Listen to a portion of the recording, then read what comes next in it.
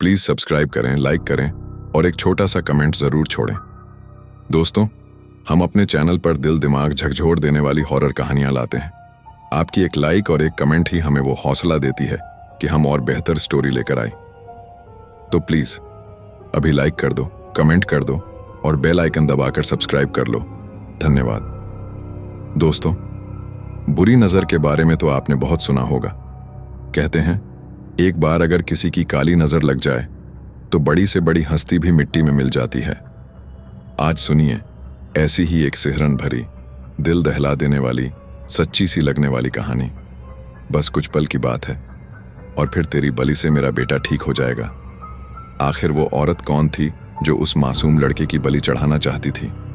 जानने के लिए कहानी में आगे चलिए। अंधेरे हॉल में हल्की हल्की रोशनी, दीवारों पर लटकती दर्जनों पेंटिंग्स और बीचों बीच खड़ा विक्रांत, 23 साल का साधारण पर बेहद आकर्षक लड़का। उसकी आंखों में कला के प्रति गजब की उत्सुकता थी। पेंटिंग्स की भीड़ में अचानक उसकी नजर रुक गई। सामने एक विशाल कैनवास पर नीले गाउन में एक खूबसूरत लड़की बैठी थी, होंठों पर रहस्यमयी मुस्कान, और उसके बगल में खड़ा एक लड़का जिसका चेहरा देखकर विक्रांत का दिल जैसे धड़कना भूल गया, क्योंकि उस पेंटिंग में उसकी अपनी शक्ल हूबहू थी। ये मेरी पेंटिंग किसने बनाई? उसके मन में सैकड़ों सवाल उठ रहे थे।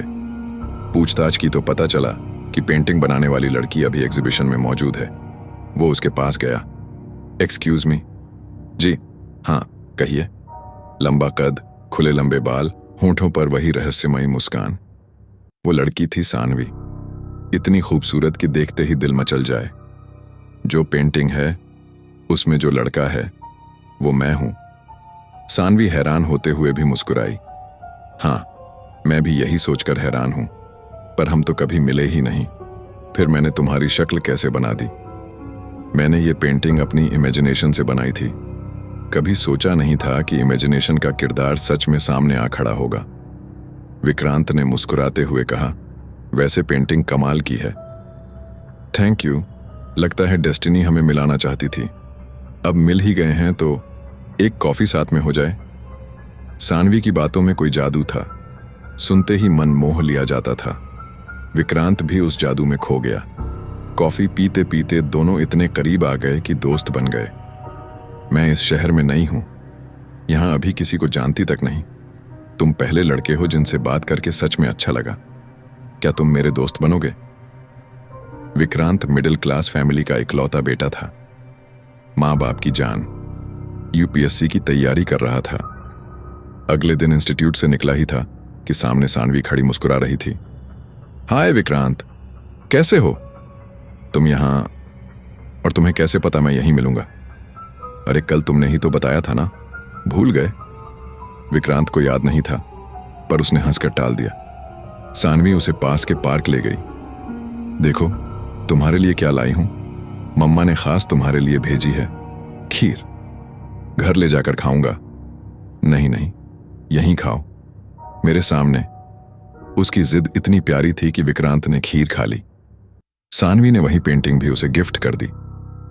इसे अपने कमरे में लगा लेना, जब भी देखोगे हमारी पहली मुलाकात याद आएगी। उस रात विक्रांत किताब पढ़ते पढ़ते सो गया। आधी रात को अचानक छाती पर भारीपन, सांस जैसे रुक रही हो, शरीर पसीने से तर, आंखें बंद पर चेहरा डर से सफेद। वो घबराकर उठा। ये क्या था? जैसे कोई मेरी छाती पर बैठा था। फिर तेज बुखार। उसने दवा ली और सो गया। सुबह उसकी मां कमरे में आई तो विक्रांत की आंखें खून से लाल, शरीर पर लाल लाल निशान। बेटा ये क्या हुआ तुझे? रात को बहुत तेज बुखार था मां, आज कॉलेज नहीं जाऊंगा। दोपहर में सानवी का वीडियो कॉल आया। हाय विक्रांत, तबीयत कैसी है? ठीक नहीं हूं, रेस्ट कर रहा हूं। मेरे घर आ जाओ ना, मम्मा आयुर्वेदिक काढ़ा बनाएंगी, एक घूंट में ठीक। बात करते करते अचानक स्क्रीन पर सानवी का चेहरा भयानक हो गया। आंखें काली गड्ढों सी, मुंह से खून।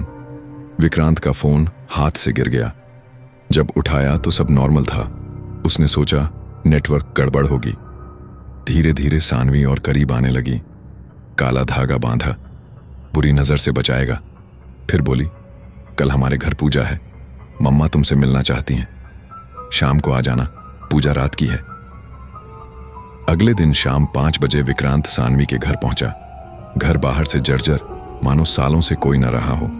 सानवी ने दरवाजा खोला। अंदर एक औरत आरती की थाली लिए खड़ी थी। थाली में लाल मिर्च, नींबू, काले तिल, कोई अगरबत्ती फूल नहीं।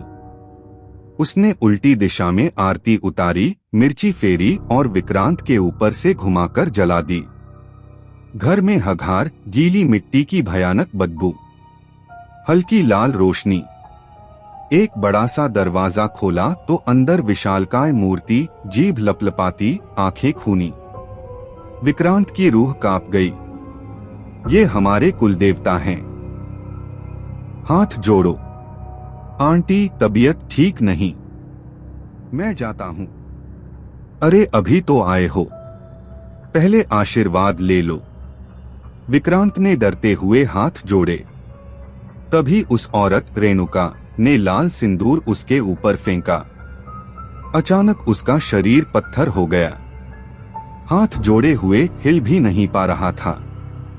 सब दिख रहा था, सुन रहा था, पर बोल नहीं पा रहा था। रेणुका की भयानक हंसी गूंजी, सॉरी बेटा, अब तुम कहीं नहीं जा सकते। कितनी मुश्किल से तुम्हें फंसाया है। आज तुम्हारी बलि से मेरा बेटा, जो 10 साल से लकवाग्रस्त पड़ा है, बिल्कुल ठीक हो जाएगा। सानवी ने ठंडी आवाज में कहा, डरो मत विक्रांत, बस पल भर का दर्द, फिर हमेशा के लिए आजादी। हमारी पहली मुलाकात, वो पेंटिंग, कुछ भी इत्तेफाक नहीं था। 1 महीना पहले तुम मेले में मम्मी को हाथ दिखा रहे थे ना, उसी दिन मम्मी ने तुम्हारी कुंडली, रोहिणी नक्षत्र देख लिया। उसी नक्षत्र में मेरे भाई का जन्म हुआ था। सिर्फ तुम्हारी बलि ही उसे नया जीवन दे सकती है। जिस खीर में तुमने मेरा बनाया वशीकरण खाया, जिस पेंटिंग पर मैंने तंत्र किया, सब कुछ प्लान था। पर तुम्हारे साथ कोई बहुत बड़ी शक्ति है जो बार बार हमारा जादू तोड़ रही थी। इसलिए आज तुम्हें घर बुलाना पड़ा। रेणुका चली गई पूजा की तैयारी करने। सानवी अपने भाई को लाने गई। दोनों कमरे से बाहर थीं। तभी विक्रांत को लगा जैसे कोई अदृश्य हाथ उसके कंधे पर रखकर खींच रहा हो। अचानक उसका शरीर हल्का हुआ, हाथ पैर हिलने लगे। उसने मौका देखा और खामोशी से भाग निकला। बाहर सड़क पर दौड़ते हुए उसका फोन बजा। माँ की कांपती आवाज, विक्रांत, तू कहाँ है बेटा? अभी अभी पिताजी तेरे पितरों पर आए थे, चीख रहे थे, मेरा पोता खतरे में है, डायने उसे मार डालेंगी, बचाओ बेटा, तू ठीक तो है ना? विक्रांत की आंखों में आंसू आ गए। उसे समझ आ गया, आज जिस शक्ति ने उसकी जान बचाई वो उसके पितृ देवता थे। उसी शक्ति ने रेणुका सानवी का सारा वशीकरण तोड़ दिया था। घर पहुंचते ही सब मंदिर गए। पंडित जी ने हवन किया, काला धागा उतारा, सानवी की दी हर चीज जलाई, एक ताबीज पहनाया। विक्रांत उस रात मौत के मुंह से वापस लौटा था। पर आज भी जब वो अकेला होता है, उसे लगता है कोई उसकी छाती पर बैठ रहा है। और कहीं दूर सानवी की वो रहस्यमयी मुस्कान फिर से लौट आती है। दोस्तों, किसी पर आंख बंद करके भरोसा करने से पहले 100 बार सोच लीजिए, क्योंकि कभी कभी जो सबसे खूबसूरत चेहरा लगता है, उसी के पीछे सबसे खतरनाक नजर छुपी होती है।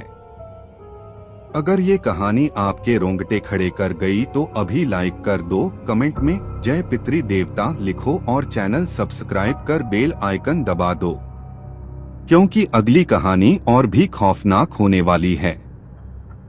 पूरा देखने और प्यार देने के लिए दिल से धन्यवाद। जय श्री कृष्ण।